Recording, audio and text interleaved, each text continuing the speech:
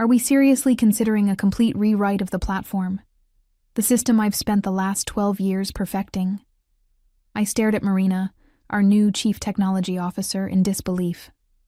She was tapping her pen against that sleek mahogany desk that appeared in her office the day after her promotion.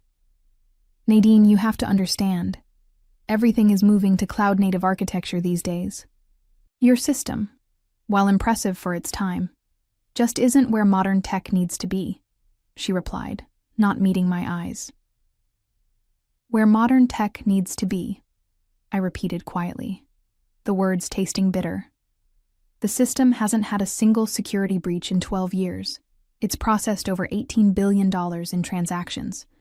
But sure, let's throw it out because it's not trendy enough. My name is Nadine Parker. I'm 46 years old, and until recently, I was the senior systems architect at Northwell Logistics in Eugene, Oregon. I built our internal platform from scratch. Every module, every security feature, every encryption layer. It wasn't flashy, but it was bulletproof.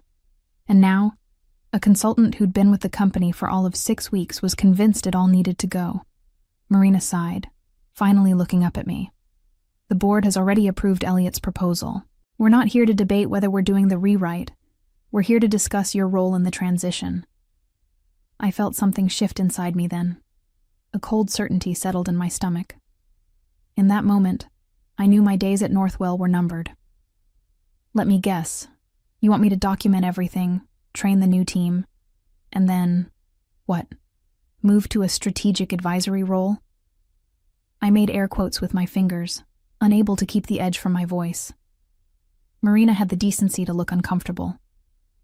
We value your institutional knowledge, Nadine. No one knows the system like you do. But legacy systems are liabilities. Isn't that what Elliot keeps saying in those fancy presentations? I challenged her. She didn't deny it. Instead, she slid a folder across the desk toward me. This is the transition plan. The team will need comprehensive documentation on all core modules within 4 weeks. After that, there will be a knowledge transfer phase of approximately 3 months. I didn't reach for the folder. And then we'll discuss next steps, she said smoothly, politician-like. Translation. We'll show you the door once we've extracted everything we need. As I left Marina's office, I passed Elliot in the hallway. He was wearing another one of his tailored suits, gesturing animatedly as he pitched some new idea to a group of wide-eyed junior developers. His words floated to me. Zero trust architecture, serverless deployment, microservices mesh. I almost smiled. They had no idea what they were getting into. What no one at Northwell seemed to realize, or remember, was that the most critical modules of our platform weren't just code I'd written. They were built on a custom encryption library that I'd personally authored and maintained separately, under a developer license tied specifically to my name. It wasn't company property. It was mine. I headed back to my desk, my mind already calculating exactly how this would play out. I still remember the day I started at Northwell Logistics. It was 2011, and the company was just a scrappy startup with 15 employees working out of a converted warehouse.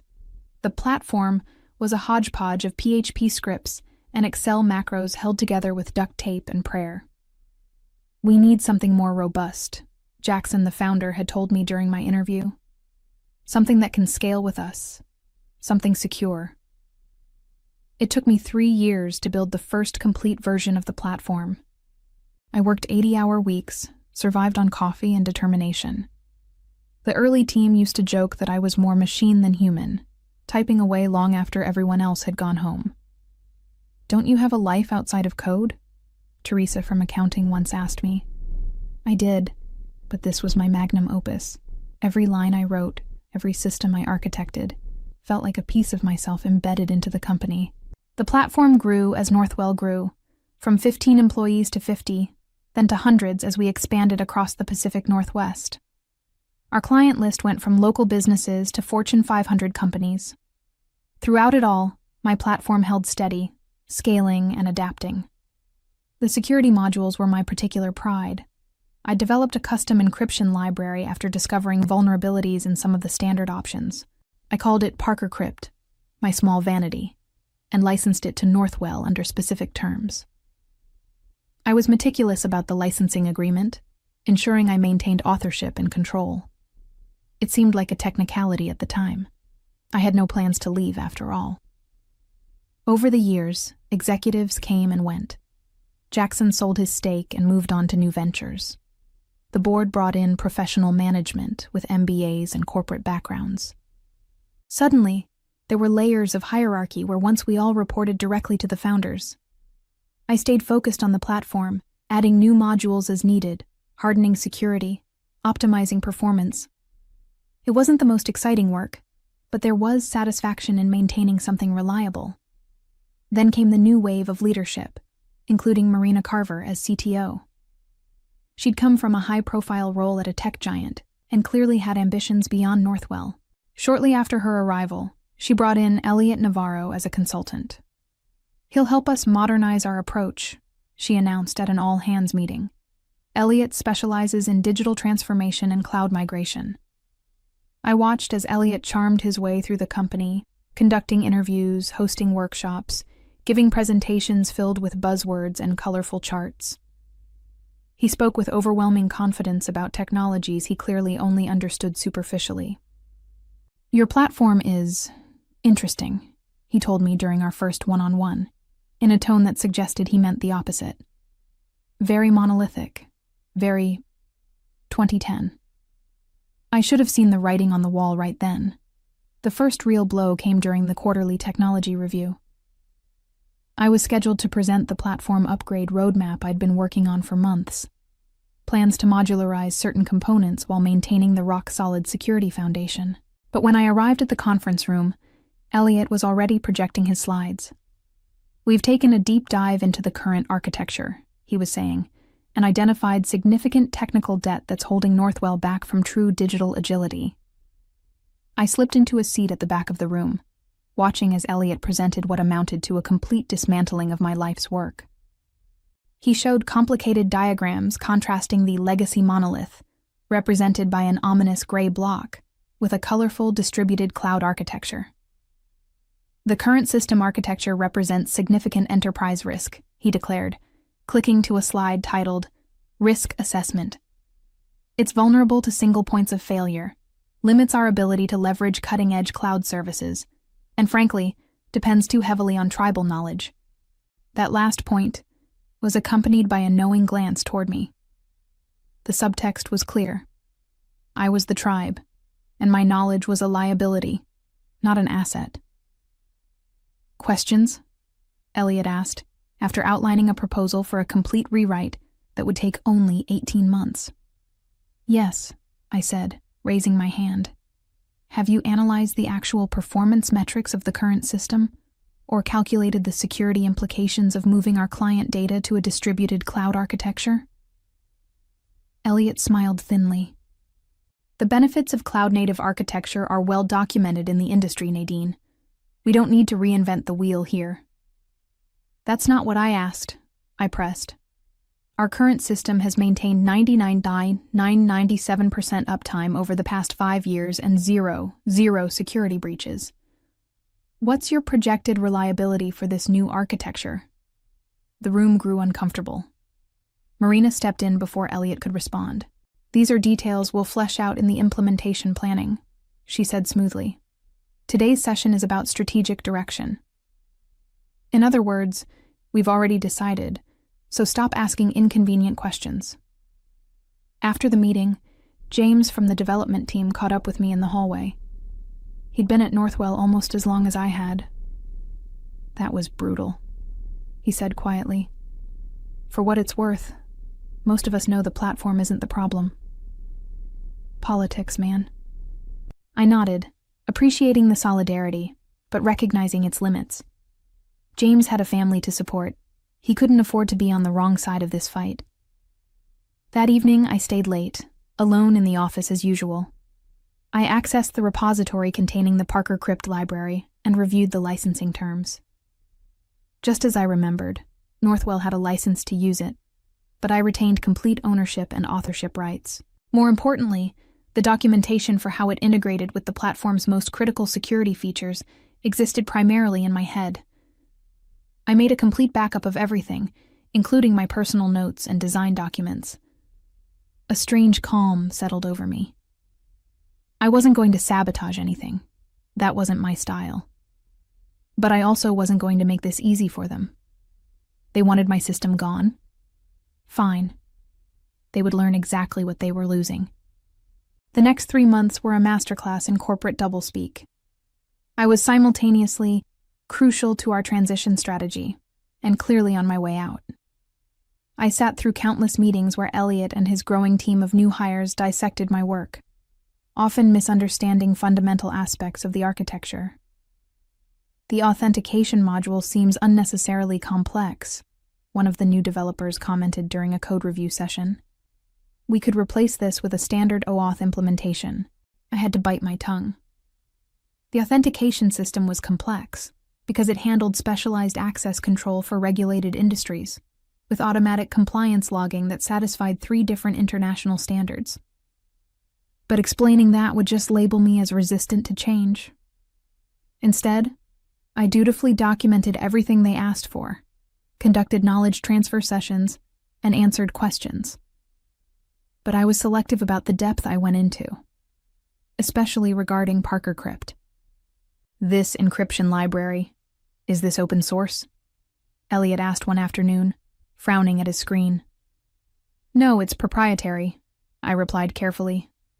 Licensed to Northwell under specific terms. He made a note without looking up. We'll probably replace it with industry standard encryption, AES or something. I didn't bother explaining that Parker Crypt used a customized implementation of AES with additional security layers specifically designed for our data types. Again, what would be the point? As the transition progressed, I became increasingly isolated. My team was gradually reassigned to the modernization project. My input was required less and less frequently. I could feel myself being pushed to the margins. One Tuesday morning, I found myself alone at my desk, while everyone else was in a planning meeting I hadn't been invited to. My computer pinged with a calendar invitation. Transition planning, HR office, tomorrow, 10 a.m. So this was it. I spent the rest of the day organizing my personal items and downloading my work to an external drive. Nothing confidential or proprietary, just my own notes, designs, and the Parker Crypt documentation I'd written. The next morning, I met with Vanessa from HR and Marina. The conversation was predictably sterile.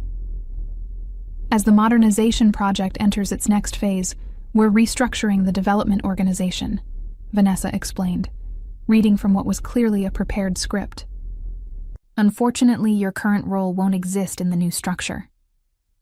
We want to thank you for your years of service, Marina added, not quite meeting my eyes. Your contribution to Northwell has been significant.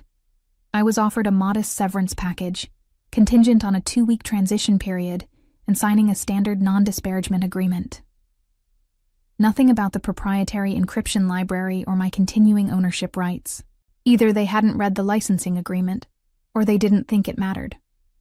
Is there anything you'd like to discuss about the transition? Marina asked, her tone suggesting she hoped the answer was no. I considered my options carefully. I could raise the issue of Parker Crypt now, making it clear that they didn't have rights to continue using it. I could demand additional compensation or threaten legal action. But something told me to wait. Let them discover the problem on their own. No, I said finally. I think everything's clear. For the final 2 weeks, I was the model departing employee. I documented additional systems, answered questions, and even helped troubleshoot a few issues with the prototype of the new platform. No one seemed to notice that I never fully explained how Parker Crypt integrated with the audit logging system or the customer data vault. On my last day, there was a small gathering in the break room. People I'd worked with for years shuffled awkwardly, ate cake, and made vague comments about keeping in touch. Marina made a brief appearance, thanked me again for my service, and disappeared back to her office. As I packed the last of my belongings, James stopped by my desk. "This place won't be the same without you," he said, genuine sadness in his voice. "No," I agreed. "It certainly won't." Life after Northwell was surprisingly peaceful. I took a month off, caught up on sleep, and reconnected with friends I'd neglected during my workaholic years. I updated my resume, but didn't immediately look for a new position. 12 years at one company had left me financially secure enough to be selective about my next move. Occasionally, I would receive LinkedIn messages from former colleagues, mostly casual check-ins. But about 2 months after my departure, the messages took on a different tone. "Hey Nadine, hope you're doing well. Quick question. Do you remember how the compliance logging was configured for the financial services module? Having some issues with the audit trails?" I provided vague answers, nothing they couldn't have figured out from the documentation I'd left behind. But the questions kept coming, growing more frequent and more specific. Where exactly is the Parker Crypt integration documented? Do you have any notes on the custom credentialing protocols? Can you clarify how the token validation process interfaces with the encryption layer? I knew what was happening without being told. The new system was hitting roadblocks, specifically around the secure components built on Parker Crypt. Without detailed knowledge of my custom library, they were struggling to replicate its functionality. One evening, my phone rang, James's number. "Hey," I answered. "How's it going?" There was background noise on his end, voices raised in what sounded like a heated discussion. "It's a total disaster," he said, his voice low. "The new platform went live last week, and everything's falling apart. Authentication is failing across departments, we've got data leaking between client instances, and the compliance team is freaking out because the audit logs aren't capturing the required information." "That sounds serious," I said, keeping my tone neutral. "Serious doesn't begin to cover it. We've got a major contract with Veltric Systems on hold because we can't prove compliance with their security requirements. Elliot is nowhere to be found. Literally, he's not responding to calls or emails. And Marina..." He lowered his voice further. "Marina is looking for someone to blame." I didn't respond immediately, digesting this information. Part of me felt vindicated. They'd disregarded my expertise and were now facing the consequences. But I'd spent 12 years building Northwell's platform. Despite everything, I didn't want to see it fail catastrophically. "I'm sorry to hear that," I said finally. "I hope they figure it out." "Nadine," James said, frustration evident in his voice. "You know they can't figure it out without you. Nobody understands how Parker Crypt works. We didn't even realize how central it was to the entire security architecture until everything started breaking." I remained silent. "They're going to call you," he continued. "Marina's been in meetings with the board all day. Just, when they do call, remember that not everyone agreed with how they treated you." After hanging up, I sat in my living room, thinking. This was exactly the scenario I'd anticipated, though perhaps sooner than expected. The question was, how would I respond when they reached out? I didn't have to wait long to find out. The next morning, my phone displayed Marina's name. I let it go to voicemail. She called twice more before sending a text. "Nadine, we need to discuss an urgent matter regarding the platform. Please call me at your earliest convenience." I didn't respond. Instead, I called my attorney, Catherine Williams. We'd worked together years ago when I was setting up the licensing for Parker Crypt, and I trusted her judgment. "They've backed themselves into a corner," she said after I explained the situation. "Legally, they can't continue using your library without a valid license. And practically, they can't fix their problems without your expertise. So what do you suggest?" "Let me handle the communication," Catherine said. "If you're willing to help them, we should formalize terms that recognize your value. And Nadine, your value just went up considerably." 3 days later, I sat across from Marina in a downtown law office, Catherine beside me. The conference room had that distinctive tension of lawyers trying to be cordial while preparing for battle. Marina's team included Northwell's general counsel and a representative from the board. Marina looked terrible. Dark circles under her eyes, hair pulled back severely. The platform meltdown was clearly taking its toll. "Let's be direct," Catherine began. "Northwell is currently using proprietary software licensed to them under specific terms. Those terms included Nadine's continued involvement with the platform. Since that relationship has been terminated, the license is effectively revoked." Northwell's lawyer frowned. "The software was developed while Ms. Parker was an employee." "As a separate project," Catherine interrupted, "with clear documentation establishing her ownership. I have the original licensing agreement here, signed by Northwell's previous CTO." She slid a document across the table. "You'll note paragraph 7 specifically addresses termination conditions." There was a tense silence as they reviewed the document. I watched Marina's face as the reality of the situation sank in. "Setting aside the legal technicalities," Marina said finally, "we have an immediate practical problem.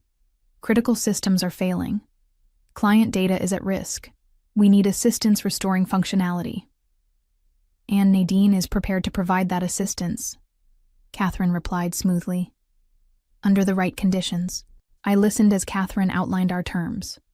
A 6-month consulting retainer at triple my former salary, full authorship credit, and reinstated developer license ownership, and a formal acknowledgement of my role in the platform's architecture.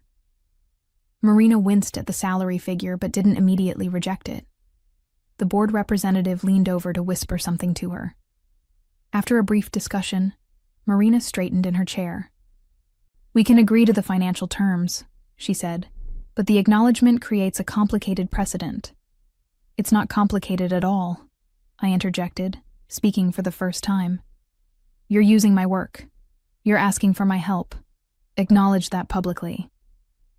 The room fell silent again. I could see Marina calculating, weighing her pride against the mounting crisis at Northwell.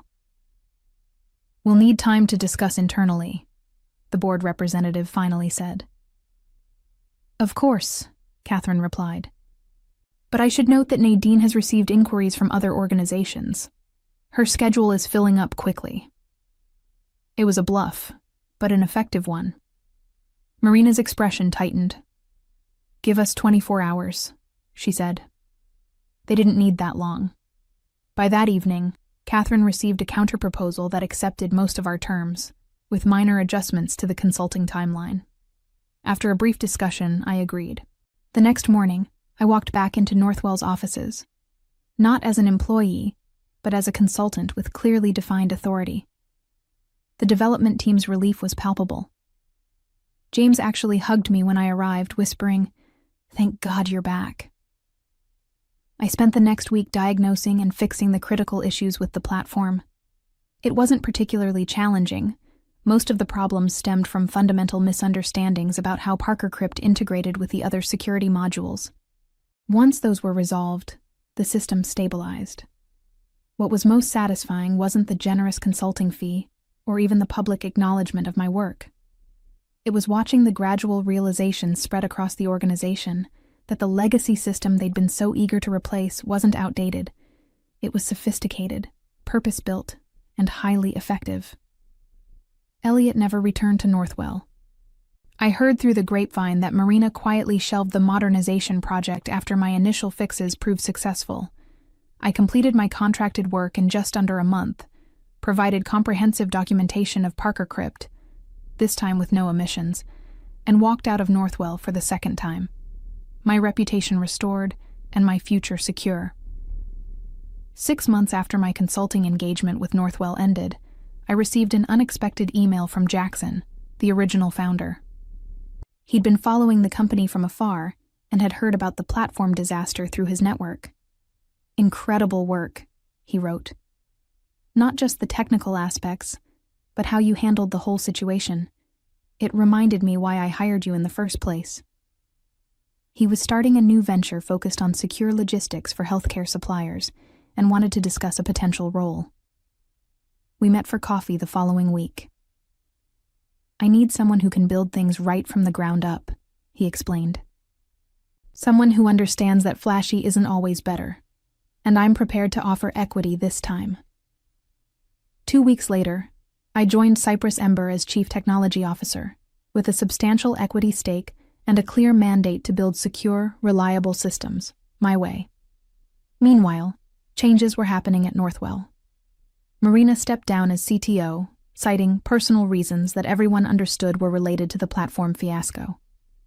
The modernization project was officially canceled, and the company quietly began rebuilding around the original platform architecture, with proper credit given to its creator. My experience had made me something of a legend in Eugene's tech community. I was invited to speak at conferences about system architecture and security design. At one such event, I bumped into Elliot in the hallway. He was trying to pitch his services to a group of startup founders, using the same buzzwords and flashy slides. When he saw me, he quickly excused himself and disappeared into the crowd. The most satisfying moment came when Northwell's board chair reached out personally to apologize for how the situation had been handled and to ask if I would consider joining the company's technical advisory board. I declined politely, explaining that my new role kept me fully occupied. "That's unfortunate," he said. "Your expertise would be invaluable." Yes, I agreed. It would. At Cypress Ember, I built a new platform with all the lessons learned from my years at Northwell. It was modern without being trendy, secure without being cumbersome, and, most importantly, fully documented and properly attributed. I assembled a team of developers who valued substance over style, thorough testing over rapid deployment. Instead of Elliot's approach of chasing every new technology trend, we focused on selecting the right tools for each specific task. When cloud solutions made sense, we used them. When traditional architecture was more appropriate, we weren't afraid to buck the trends. 1 year after joining Cypress Ember, we launched our platform. The healthcare logistics industry took notice immediately. Our security-first approach resonated strongly in a sector dealing with sensitive patient data and complex compliance requirements. Jackson and I had a clear vision: build something that worked exceptionally well, explain it clearly, and let the results speak for themselves. No buzzwords, no exaggerated claims, just solid technology solving real problems. Parker Crypt evolved too. I open-sourced a version of it, maintaining a proprietary extension for our specific needs at Cypress Ember. The open-source community embraced it, contributing improvements and expanding its capabilities. 3 years into this new chapter, Cypress Ember was acquired by a major healthcare technology provider. The valuation was heavily influenced by our platform's reputation for security and reliability. My equity stake meant I could retire if I wanted to, but the work was too satisfying to walk away from. I stayed on as CTO, with expanded responsibilities and a team that had grown from 5 to 50. Every new hire heard the story of Northwell, not as a tale of revenge, but as a lesson in the value of building things right and standing up for your work. The acquisition made headlines in the industry press. Several former Northwell colleagues reached out to congratulate me, including James, who was now looking for a new opportunity himself. I hired him immediately. Looking back on my journey from Northwell to Cypress Ember, I realized that true success wasn't about fighting against change, but about standing firmly in the value of your work. And sometimes the best revenge is simply letting your code speak for itself.